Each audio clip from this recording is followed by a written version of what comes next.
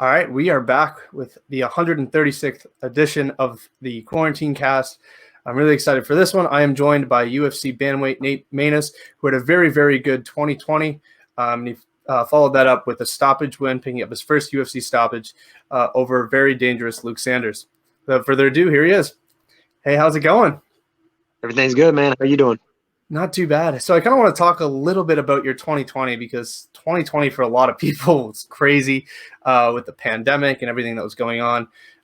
For you, it was almost the opposite. It kind of like revitalized your career. You got going and you had a very successful year, going 3-0 on the year, 2-0 in the UFC. So kind of talk about your 2020. Yeah, man. I think it's a lot different than most people. I ended up getting the call. I worked at a construction company, so we didn't really shut down at all. The money was good, work was good. All around, 2020 worked out great for me, man. Hope to continue the success into 2021. So, to start on the year, I heard in the post-fight press conference that you were contemplating maybe not doing this. Was it just the fact that call hadn't come? Was it just on the back of you had a loss in 2019, you weren't sure what was next? How did you balance that and make that decision to continue doing it? Yeah, man. I've been fighting for about 10 years. I was 10-0 at one point. I was fighting on a bigger show in Canada at TKO. I felt like I was battle tested and I kind of deserved the call at some point. And, you're seeing a lot of guys on the Contender Series now that are 4-1, 5-1. You know what I mean? I feel like I just kind of earned my shot to be there. So I fought in February, waited on the call. Then all the COVID stuff happened. Local shows shut down. Was working a lot. Couldn't really get into the gym. I got the call in July. And I think I contemplated retiring in June. I hadn't been at the gym at all when I got the call. So I trained 9 days for that UFC debut. So is it fair to say that call really ultimately could have saved your career? Yeah, man. No telling what would have happened. Like I said, I worked at a construction company, so I was roofing 13 hours a day. You really can't balance that with MMA. It's really hard, especially, with the COVID stuff. So it's hard to get in the gym anyway. So, yeah, man, my life could have went in a very different path really quick. Are you still doing roofing at all, or is that completely done, putting it aside and focusing on MMA? Yeah, I'm just fighting right now. So I'm training twice a day now instead of, just the usual hour or two at night when you can find some time. So I told myself if I lost that I would go back to work. We ended up winning, got the win bonus. So I just tried to use that money to really focus on my career. So MMA is probably the hardest job or hardest sport that I can think of. Roofing is equally as difficult. So compare the two. Which is harder? I'd say roofing. What I do now, especially, if you like what you do, you never work a day in your life. So, I enjoy, working on my craft and things like that. Roofing's a whole different animal, man. I wouldn't want to go back and do it. I want to talk a bit about your last fight because it was the first UFC full training camp. You were actually part of the roster now. You didn't have 9 days to prep for a fight. You were actually training for it. How do you assess that performance? Obviously, he's a wrestler, a very dangerous wrestler. It was back and forth. It was a wild fight, and you ultimately got the finish. How do you assess your performance? We know he's kind of compact. He's explosive. He likes to throw a lot of big power shots. That first round was to move around a little bit, use my length, kind of throw some jabs. He got the better of me in that first round. I think he started to wear down a little bit in the second, and, we started to up the pace a little bit. He was dropping his hands here and there, man. I just ended up landing one. I'd gotten his back earlier in the fight where he had peeled off one of my hooks. He went to do the same thing when I dropped him. Ended up going for the choke. He wasn't fighting the hands. So, I have all the respect in the world for Luke Sanders, man. It was a really good test, and I'm glad the UFC set it up. Yeah, it was a great fight. I love fights like that are back and forth, and you had to face some adversity. So it's nice to I guess you probably wouldn't have wanted that adversity, but it is nice to know that you can overcome that and push through. That being said, what is next? I mean, are you looking at a long layoff? Are you trying to get back in there? What is next for you? No, I can't say too much, but I do have a fight. As soon as it gets released, man, we can do another one. We can talk about it. But I do have a fight, and it's going to be here in the next couple of months, so I won't be setting out too long. Oh, I like that. Did you get the contract right away, or was there some time off? And did you even think about taking some time off? No, I've been trying to get back in there as soon as possible, man. We signed the contract for this fight last week. So, everything's coming into motion now. I've started training camp, getting in pretty good shape and things like that. But, yeah, man, I'm looking to be active every couple of months. I want to get in there for sure. It kind of reminds me a lot of before you competed in the UFC. You were competing all over the place, any organization, any weight class. What's crazy to me is you won 3 belts, 3 organizations in 3 different weight classes. That is ridiculous. How did you end up doing that? Was that just like, you know what, I was just going to accept any fight that came my way? I'd done a couple of 155 fights as an amateur. I'd went most of my career at 45. Just started really going to 35 as a professional. Just that's the athletes in general. They cut a lot more weight once you hit that professional mark. I feel pretty confident, especially on the local shows. I'm not sure I'd want to try UFC at 55. I'm walking around right now at about 55.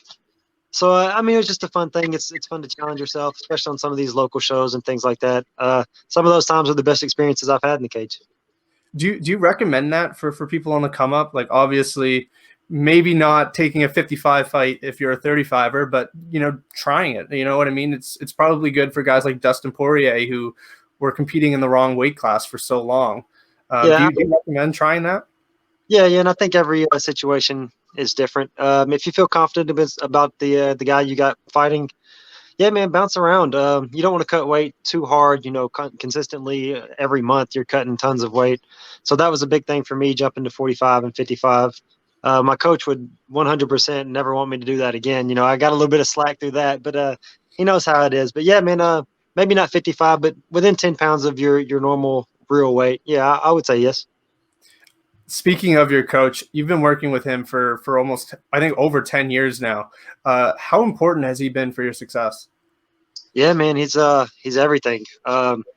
He doesn't even really charge me for my camps. We just started working out something where he's getting paid. I've tried to pay him in the past, but he's really focused just on our success and not making money, not building his name up.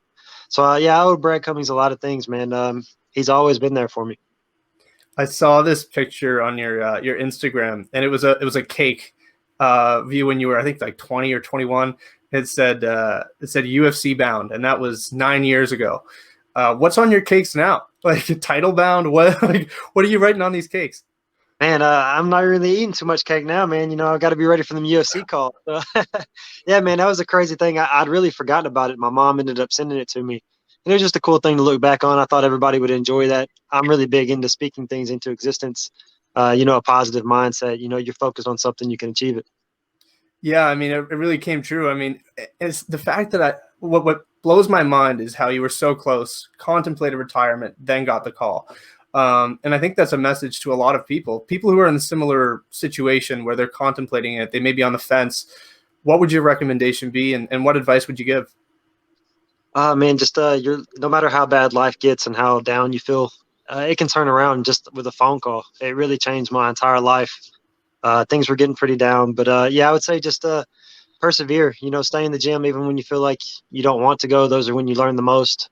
Stay ready for any opportunity, and that goes with every aspect of life. I want to talk about your division because that to me it's just stacked right now, like more than it's ever been. Bantamweight along with lightweight are just, there's so many people. How do you make your way up that ladder? Is it just one fight at a time, picking people apart, or do you feel like you have to go out there and prove something? Guys like Randy Costa and Kyler Phillips have been finishing guys left, right, and center. Do you feel like that's required, or is it just, what, I'm just going to go do my thing, focus on me, not worry about the finish? Yeah, I think there's a lot of different ways you can do it. I think winning's always going to get you there at some point. It might slow track you a little bit. I think fights like me and Luke Sanders, that gets everybody, involved. And even back and forth fights, man, you'd love to go out there and knock people out, but there's something else you feel when you have a back and forth. You feel some kind of accomplishment for it. So I think it's being exciting, whether you get the finish or not. Me and Luke were trading. I think the first round was exciting. The second round was exciting. If we kept going into the third, it's still going to be an exciting fight. So just going out there and going for it, man. I think that's the way to get there fast track. Do you feel like the fans missed out on it? Like, do you wish that for a fight like that the fans were in the arena? And is that something that, you like having? I know a lot of people don't necessarily like it. They find they can hear their corner better. Are you someone who prefers the arena, or did you like it being quiet? I think there's pros and cons to both of it. It's been a minute since I fought in front of fans now, but for that fight in particular, for sure, I think the energy would have been something you'd never forget. I hear that they're talking about maybe having some fans in the summer. So maybe after this next one, I can get some time in the summer and get the fans back, man. I'd be excited for it and try to give them a good show. I'll ask you a couple more, and then I'll let you go. But there's a big title fight coming up next week in your weight class, so couldn't go without asking. I mean, the back and forth between the two has been going on for like 2 years, which makes any fight more exciting. But what's your prediction for the fight? I think I'm going to go with Sterling. Um, I like Peter Yan. I think they're both very, very high class. I think Aljo's wrestling mixed in with his striking is going to be a big difference. I know Jose Aldo is kind of on the end of his career, and I think he was beating Peter Yan until he kind of gassed out, in kind of Jose fashion. I think Aljo has the gas tank to keep the gas going and take him into those late rounds with his wrestling and striking, and maybe even get a finish. I'm pulling for Aljo. When you see him, like he's competing, he's been training at Extreme Couture as well. When you see guys try new gyms, is that something that you've considered as well? Maybe going to an Extreme Couture, ATT, and not saying I'm abandon your gym, but do you find that maybe getting new looks would be something that's beneficial for you, or are you happy just staying where you are? Like, what is it that works for you? Yeah, I mean, I think this is always going to be my home gym, but we have talked more about going for a week here and maybe going a week over here and just getting some new looks, getting new feels for guys, especially in my weight class. But I don't plan on ever really moving anywhere, and this is going to be my home gym. I like that. And it's nice to see that there still is loyalty. I find a lot of guys now just kind of bounce around and they don't stay loyal to one gym. So it's good to hear that you're loyal. That being said, is there any sponsors you want to thank or any social media that you want to plug before we end it? Yeah, I got me a list, man. It's hard to remember. Construction, Max Custom Completions, Baker Chiropractic, Ape Ethics, Team Chad Lynn, Merle Painting, Willett Landscapes, Great North Supplements, Nachos Grill. And I'm a new Fighting for Autism ambassador, trying to bring awareness for, situations like that. So go check them out on Facebook, Fighting for Autism Indiana. Thank you. Man, thanks, man, for the time, and it's great that you're promoting that as well. I can't wait to watch your fight. I don't know when it is, but you've got something booked. So keep us updated, and we'll blow it out as soon as it's ready to go. And can't wait to watch you perform. Yeah, man, I'll be in touch as soon as it does. We can do another one. Thank you for having me on. All right, man. All the best. Stay safe with COVID. Who knows? You might hopefully no one catches anything. It's people are pulling out left, right, and center. So stay safe, and can't wait to see what's next. All right, man. Thank you for your time. All right, man. All the best. There you go, Nate Maness. Can't wait to watch him compete. Like I said, been a fan of his. He's been on a tear right now. 3-0 in the year, 2-0 in the UFC. Right when he was on the fence of retiring, he ended up competing. And it's these stories that are really, really exciting to hear, especially after the year we just had.